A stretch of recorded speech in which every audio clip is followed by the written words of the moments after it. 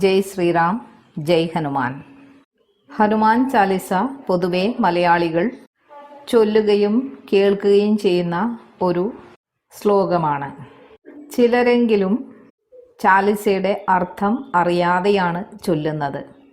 അവർക്ക് വേണ്ടി ഗുരുപരമ്പരകളുടെ അനുഗ്രഹത്തോടെ ഈ വീഡിയോ അവതരിപ്പിക്കുന്നു. തുളസി രാമായണം എഴുതിയ സന്ത് തുളസീദാസാണ് ഹനുമാൻ ചാലിസ എഴുതിയത്. അവധി എന്നുള്ള ഒരു ഭാഷയിലാണ് ഇത് എഴുതിയിരിക്കുന്നത്. ഒരിക്കൽ തുളസീദാസിൻ്റെ മുൻപിൽ ശ്രീരാമസ്വാമി പ്രത്യക്ഷപ്പെട്ടു. ഇക്കാര്യം എല്ലാവരും അറിഞ്ഞു. അങ്ങനെ അക്കാലത്തെ ഭരണാധികാരിയായിരുന്ന അക്ബർ ചക്രവർത്തി ഇദ്ദേഹത്തെ കൊട്ടാരത്തിലേക്ക് വിളിപ്പിച്ചു.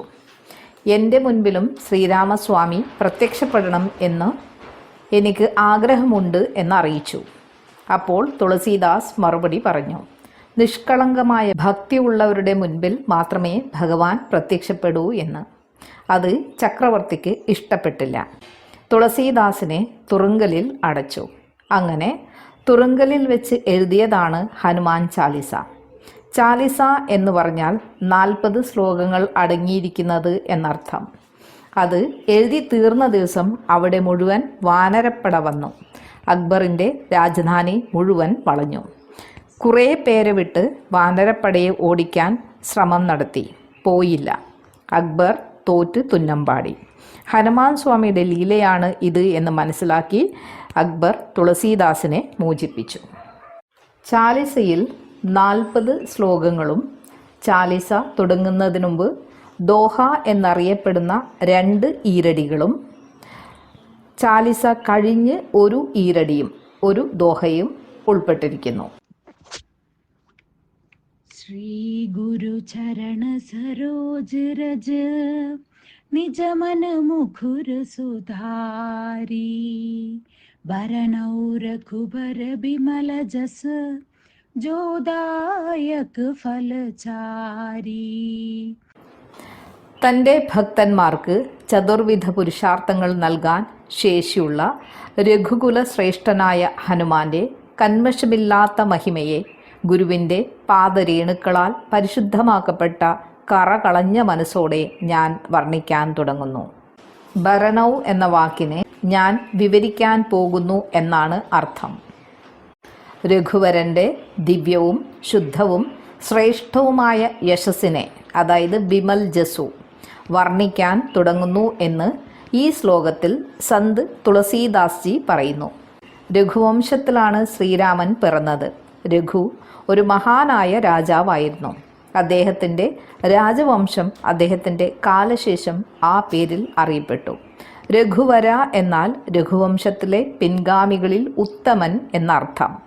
സാധാരണ ശ്രീരാമനെ പരാമർശിക്കാനാണ് ആ പദം ഉപയോഗിക്കുന്നത്. രാമചരിതമാനസത്തിലെ അയോധ്യാകാണ്ഡത്തിൽ പ്രസ്തുത വരികൾ നമുക്ക് കാണാൻ കഴിയും. ശ്രീരാമൻ്റെ മഹത്വത്തെയാണ് ഇവിടെ സൂചിപ്പിക്കുന്നതെന്ന് നമുക്ക് മനസ്സിലാക്കാം. അയോധ്യാകാണ്ഡത്തിൻ്റെ 2ാം പകുതിയിൽ ശ്രീരാമൻ്റെ കനിഷ്ഠ സഹോദരനായ ഭരതൻ്റെ മഹാത്മ്യത്തെ പ്രകീർത്തിച്ചിരിക്കുന്നു. അതിനാൽ ഈ പദ്യവും രഘുവരൻ എന്ന പദവും ഇവിടെ ഉത്കൃഷ്ടനായ ഭരതനെയാണ് പരാമർശിക്കുന്നത്. ഹനുമാൻ ചാലിസായിൽ ശ്രീരാമനെ പരോക്ഷമായി പ്രകീർത്തിക്കുന്നുണ്ടെങ്കിലും ഹനുമാന്റെ അപദാനങ്ങളെയാണ് പ്രധാനമായും വർണ്ണിച്ചിരിക്കുന്നത്. എന്തുകൊണ്ടാണ് തുളസീദാസ് ജി ഹനുമാനെ രഘുവര് എന്ന് അഭിസംബോധന ചെയ്തിരിക്കുന്നത്? അദ്ദേഹം രഘുകുലത്തിൽ ജനിച്ചവനല്ലെന്ന് നമുക്കറിയാം. അദ്ദേഹത്തിന് വാനരൻ്റെ രൂപവുമായിരുന്നു. ഇതിന് രസകരമായ ഒരു വിശദീകരണമുണ്ട്. തുളസി രാമായണത്തിൽ ശ്രീരാമൻ്റെയും സീതാദേവിയുടെയും ദത്തുപുത്രനാണ് ഹനുമാൻ എന്ന് സൂചിപ്പിച്ചിട്ടുണ്ട്. സീതാദേവിയെ അന്വേഷിച്ച് ലങ്കയിൽ ചെന്ന ശ്രീ ഹനുമാൻ രാമൻ്റെ പരമഭക്തനാണെന്ന് മനസ്സിലാക്കിയ സീത സുത, പുത്ര എന്നാണ് അദ്ദേഹത്തെ സംബോധന ചെയ്തത്. തിരിച്ച് ഹനുമാൻ ജനനി, അമ്മേ എന്നും സംബോധന ചെയ്തു. ലങ്കയിൽ നിന്ന് തിരിച്ചെത്തിയ ഹനുമാനെ രാമനും പുത്ര എന്ന് സംബോധന ചെയ്യുന്നു. സത്യത്തിൽ ഹനുമാൻജി ആദ്യം കണ്ടുമുട്ടിയത് ശ്രീരാമനെയാണ്. എന്നാൽ ആദ്യം പുത്ര എന്ന് സംബോധന ചെയ്ത് മാതൃപുത്ര ബന്ധം സ്ഥാപിച്ചത് സീതാദേവിയാണ്. മനുഷ്യജീവിതത്തിലും അമ്മയാണ് കുഞ്ഞിനോട് ആദ്യം അടുക്കുന്നത്. അച്ഛനോടുള്ള ബന്ധം വളരുന്നത് പിന്നീടാണ്. അങ്ങനെ ശ്രീരാമൻ്റെയും സീതാദേവിയുടെയും പുത്രനായ ഹനുമാൻ രഘുവംശിയായി തീർന്നു. ശ്രേഷ്ഠവും ദിവ്യവുമായ തൻ്റെ ഗുണങ്ങൾ കൊണ്ട് രഘുവരൻ, രഘുകുലോത്തമൻ എന്നും അറിയപ്പെട്ടു. എന്നാൽ തൻ്റെ വിജയങ്ങളുടെ എല്ലാം അവകാശം ശ്രീരാമന് കൊടുക്കുകയാണ് ഹനുമാൻ ചെയ്തത്. സത്യത്തിൽ ഈ രണ്ടു പേരും വിഭിന്നരല്ല. അതിനാൽ ഈ വരികളിൽ രഘുനന്ദനന്മാരായ രണ്ടുപേരുടെയും മഹിമകൾ വർണ്ണിക്കപ്പെടുന്നു. തുളസീദാസ് ജി തുടർന്നു പറയുന്നു, ഞാൻ ഹനുമാൻജിയുടെ മാഹാത്മ്യത്തെയാണ് വർണ്ണിക്കുന്നത്. അദ്ദേഹം ഒരു സാധാരണ വ്യക്തിയായിരുന്നില്ല.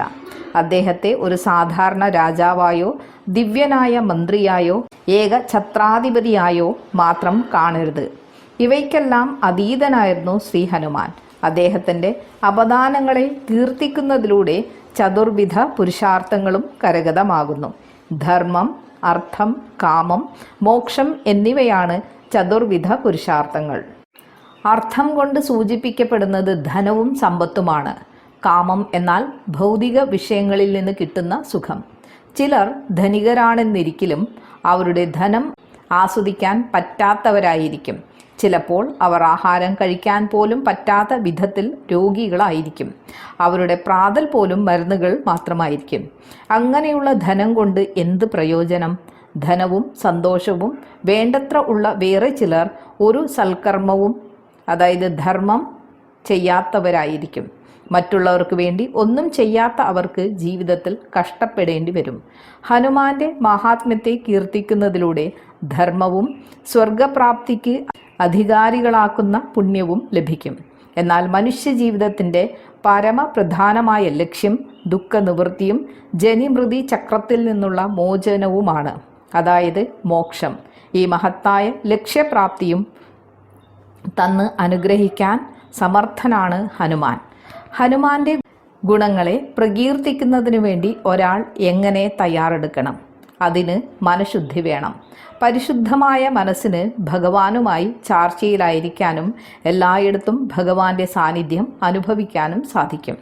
സന്ത് തുളസീദാസ് ജി പറയുന്നു, ശ്രീ ഗുരു ചരണ സരോജ് രജ് നിജമന മുഖുർ സുധാരി. സുധാരി എന്നാൽ കുറ്റമറ്റതാക്കുക, ശുദ്ധീകരിക്കുക, വൃത്തിയാക്കുക എന്നൊക്കെ അർത്ഥം. നിജമനു മുകുരു എന്നാൽ മനസ്സാകുന്ന കണ്ണാടി. ഭഗവാന്റെ മഹത്വം പ്രതിഫലിക്കത്തക്ക വിധം ഞാൻ എൻ്റെ മനസ്സാകുന്ന കണ്ണാടിയെ തുടച്ചു മിനുക്കട്ടെ. വൃത്തിയുള്ള കണ്ണാടിയിൽ മാത്രമേ പ്രതിബിംബം പ്രതിഫലിക്കുകയുള്ളൂ. എൻ്റെ മനസ്സാകുന്ന കണ്ണാടിയിൽ ഹനുമാന്റെ മഹത്വം നന്നായി പ്രകാശിക്കട്ടെ. എൻ്റെ മനോമുകുരത്തെ ഞാൻ എങ്ങനെ ശുദ്ധമാക്കും? ശ്രീ ഗുരു ചരണ സരോജ് രജ്. ഗുരുവിൻ്റെ പാദധൂളി കൊണ്ട്, എൻ്റെ ഗുരുവിൻ്റെ പാദങ്ങളിൽ ആത്മസമർപ്പണം ചെയ്തും ഗുരുസേവ ചെയ്തും മനസ്സിലെ സകല മാലിന്യങ്ങളെയും നിർമ്മാർജ്ജനം ചെയ്യാൻ എനിക്ക് സാധിക്കും. ബുദ്ധിഹീന തനു ജാനികേ സുമിരൗ പവന കുമാര ബലബുദ്ധി വിദ്യ ദേഹു മോഹി ഹരഹു കലേശ വികാര. ഞാൻ ഒരു അജ്ഞാനിയാണെന്നറിഞ്ഞ് എൻ്റെ ക്ലേശങ്ങളെയെല്ലാം ഇല്ലാതാക്കണമെന്നും എനിക്ക് ശക്തി, ബുദ്ധി, വിവേകം, ജ്ഞാനം എന്നിവ തന്ന് അനുഗ്രഹിക്കണമെന്നും വായുപുത്രനായ ഹനുമാനോട് ഞാൻ പ്രാർത്ഥിക്കുന്നു. സുമിരൗ എന്നത് സംസ്കൃത പദമായ സ്മരണയിൽ നിന്ന് ഉരുതിരിഞ്ഞതാണ്. പവനകുമാരനെ, അതായത് വായുപുത്രനെ ഞാൻ സ്മരിക്കുന്നു. എനിക്ക് ശാരീരികവും ധാർമ്മികവുമായ കരുത്തും വ്യക്തി വൈശിഷ്ട്യവും തന്ന് അനുഗ്രഹിക്കൂ എന്ന് ഈ വരികളിൽ പറയുന്നു. വിദ്യ എന്നാൽ അറിവ് എന്നർത്ഥം. അറിവ് നേടാനുള്ള ഉപാധിയാണ് ബുദ്ധി. ഈ ഉപാധി ഇല്ലെങ്കിൽ എങ്ങനെ ഞാൻ എന്തെങ്കിലും പഠിക്കുകയോ മനസ്സിലാക്കുകയോ ചെയ്യും? അന്ധനായ ഒരാൾക്ക് കണ്ണ് എന്ന അവയവം ഉണ്ടെങ്കിലും കാണാൻ കഴിവില്ല. അറിവ് നേടണമെങ്കിൽ അറിയാനും മനസ്സിലാക്കാനുമുള്ള കാരണവും കഴിവും എനിക്ക് ഉണ്ടാവുകയും ഞാനത് ഉപയോഗിക്കുകയും വേണം. ഈ ലോകത്തിൽ എല്ലാവർക്കും ബുദ്ധിയുണ്ട്, എന്നാൽ എല്ലാവരും ബുദ്ധിമാന്മാരല്ല. ബുദ്ധിമാനായ ഒരാൾ അറിവ് നേടുക മാത്രമല്ല, തനിക്കും മറ്റുള്ളവർക്കും വേണ്ടി ആ അറിവിനെ ഉപയോഗപ്പെടുത്തുകയും ചെയ്യുന്നു. ആളുകൾ അവരുടെ ബുദ്ധി ഉപയോഗിക്കാത്തതാണ് അവരുടെ ബന്ധനത്തിനും ദുഃഖത്തിനും കാരണം. ഉപയോഗിക്കുകയാണെങ്കിൽ തന്നെ അത് ലൗകികവും ഉപരിപ്ലവമായ തലത്തിൽ മാത്രവും.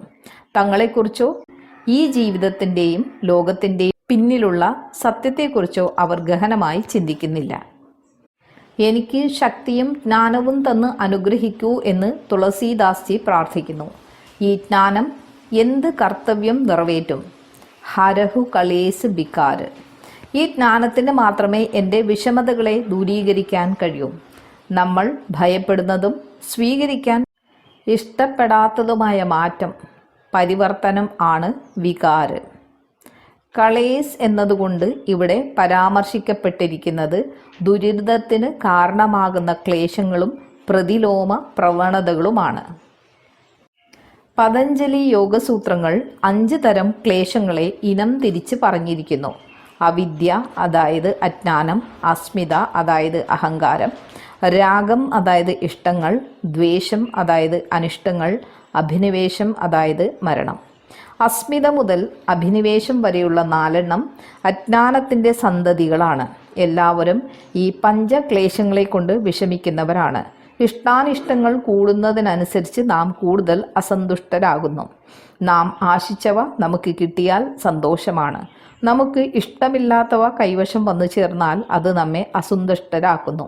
എന്നിരുന്നാലും നാം ഇഷ്ടപ്പെടുന്ന വ്യക്തികളും വസ്തുക്കളും സ്ഥലങ്ങളും മാത്രം നമുക്ക് ചുറ്റും എപ്പോഴും ഉണ്ടായിരിക്കുക എന്നത് അസംഭവ്യമാണ്.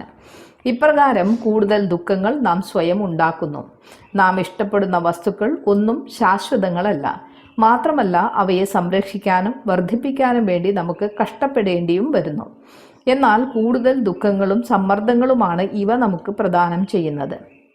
ഹനുമാനെ ഉപാസിക്കുന്നതിലൂടെ ഈ പഞ്ചക്ലേശങ്ങളിൽ നിന്ന് മുക്തരാവാൻ നമുക്ക് സാധിക്കുമെന്ന് സന്ത് തുളസീദാസ്ജി പറയുന്നു. ബുദ്ധിഹീന് തനുജാനിക്കേ. ഞാൻ വിവേകമില്ലാത്ത അജ്ഞാനിയാണ്. ഞാൻ ശരീരം മാത്രമാണെന്ന് ചിന്തിക്കുന്നതാണ് അജ്ഞാനം.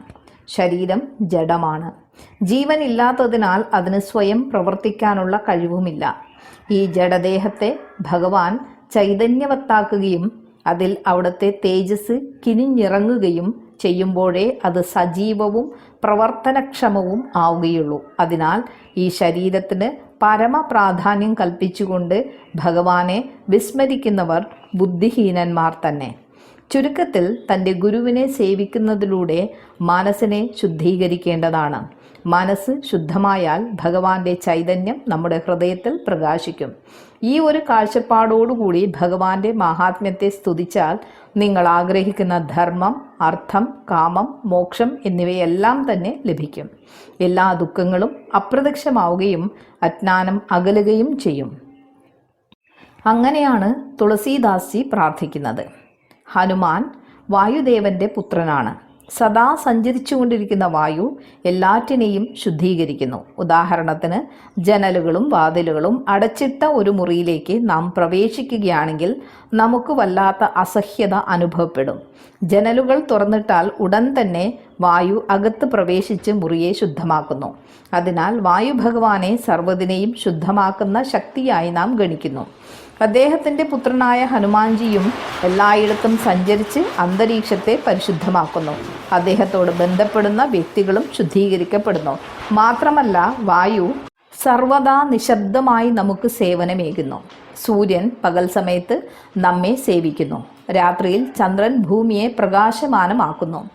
അവ സന്നിഹിതമായിരിക്കുമ്പോൾ നാം അവയെ കാണുന്നു. അവ അപ്രത്യക്ഷമാകുമ്പോൾ അവയുടെ അസാന്നിധ്യം നമുക്ക് അനുഭവപ്പെടുന്നു. എന്നാൽ വായു രാവും പകലും തുടർച്ചയായി നമ്മെ സേവിക്കുന്നു. മാത്രമല്ല, അത് നമുക്കുള്ളിൽ ജീവവായു അഥവാ പ്രാണനായി പ്രവർത്തിക്കുന്നു. അതില്ലെങ്കിൽ നമ്മുടെ മരണം സംഭവിക്കുക തന്നെ ചെയ്യും. അദൃശ്യനായ വായു യാതൊരു ഗർവവും നാട്യവുമില്ലാതെ നിശബ്ദമായി നമ്മുടെ സേവനം ചെയ്യുന്നു. അതുകൊണ്ട് തന്നെ നാം പലപ്പോഴും അതിനെ അവഗണിക്കുന്നു. വായുവിന് അഹന്തയോ മമതയോ ഒട്ടും തന്നെയില്ല. അത് നിസ്വാർത്ഥമായി നമ്മെ സേവിക്കുന്നു. പവനനെ പോലെ തന്നെ പവനകുമാരനായ ഹനുമാനും തൻ്റെ ജീവിതകാലമാകമാനം ശ്രീരാമചന്ദ്രനെ സേവിച്ചു. ഹനുമാനിൽ അഹങ്കാരമോ ധിക്കാരമോ ദുരഭിമാനമോ ഇല്ല തന്നെ. ഭക്തിയോടും വിനയത്തോടും കൂടി നിരന്തരം ഭഗവാനെ സേവിക്കണം എന്നത് മാത്രമായിരുന്നു അദ്ദേഹത്തിൻ്റെ ലക്ഷ്യം. ഈ ഗുണങ്ങളെല്ലാമാണ് നാം സ്വായത്തമാക്കേണ്ടത്. അഭിനന്ദനമോ പ്രതിഫലമോ പ്രതീക്ഷിക്കാതെ വിനയത്തോടെ അർപ്പിത മനസ്കരായി നമുക്കും സദാ സർവരെയും നിശബ്ദമായി സേവിക്കാം.